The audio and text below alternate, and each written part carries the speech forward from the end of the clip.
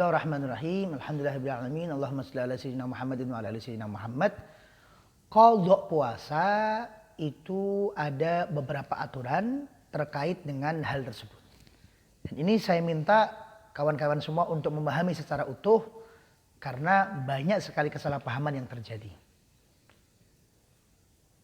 Qadha puasa apakah boleh diganti dengan fidyah? Poin yang pertama.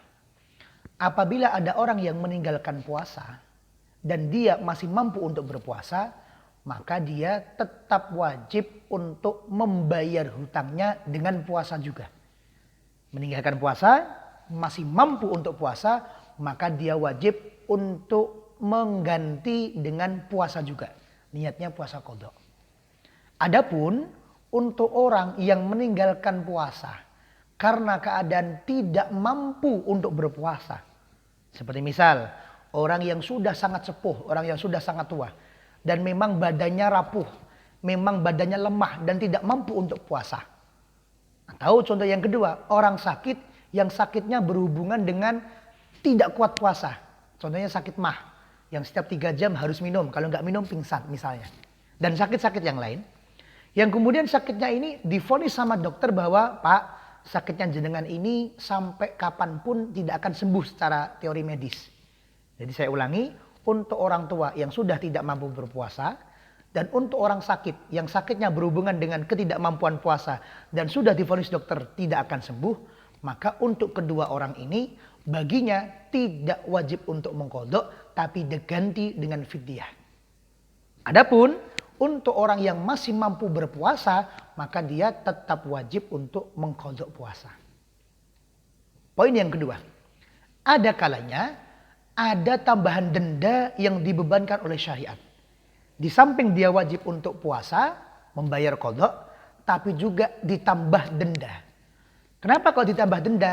Karena dalam syariat termasuk dalam kategori sembrono. Apa contohnya? Yang pertama, yaitu orang yang tidak puasa karena mengkhawatirkan orang lain, tidak mengkhawatirkan dirinya sendiri. Contohnya ibu menyusui, contohnya ibu hamil, yang kemudian ketika ditanya, Bu, kenapa jangan nggak puasa?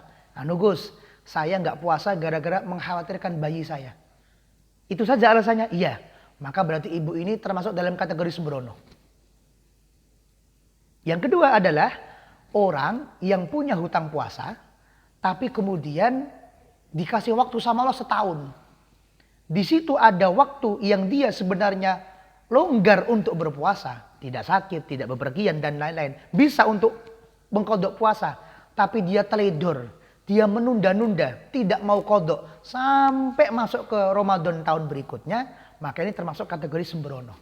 Nah, kalau orang yang masuk dalam kategori sembrono, maka dia tetap wajib untuk qadha puasa.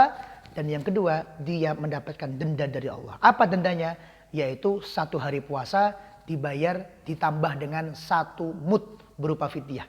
1 mud sama dengan 7 ons makanan pokok di daerah setempat. Kalau di seluruh raya, maka dibayarkan dengan beras. Diberikan kepada fakir dan miskin. Adapun untuk contoh-contoh yang lain, maka hukumnya tetap wajib qadha saja, tidak wajib membayar fidyah. Contohnya, ibu menyusui, ibu hamil, yang kemudian dia tidak puasa gara-gara mengkhawatirkan dirinya. Atau mengkhawatirkan dirinya dan bayinya. Maka ini termasuk kategori tidak sembrono. Qadhanya qadha biasa, nggak perlu fidyah. Orang yang kemudian tidak puasa gara-gara kerja. Orang yang kemudian tidak puasa gara-gara sengaja dan lain sebagainya. Apabila dia tidak puasa karena sengaja dan tidak ada alasan, maka dia dosa.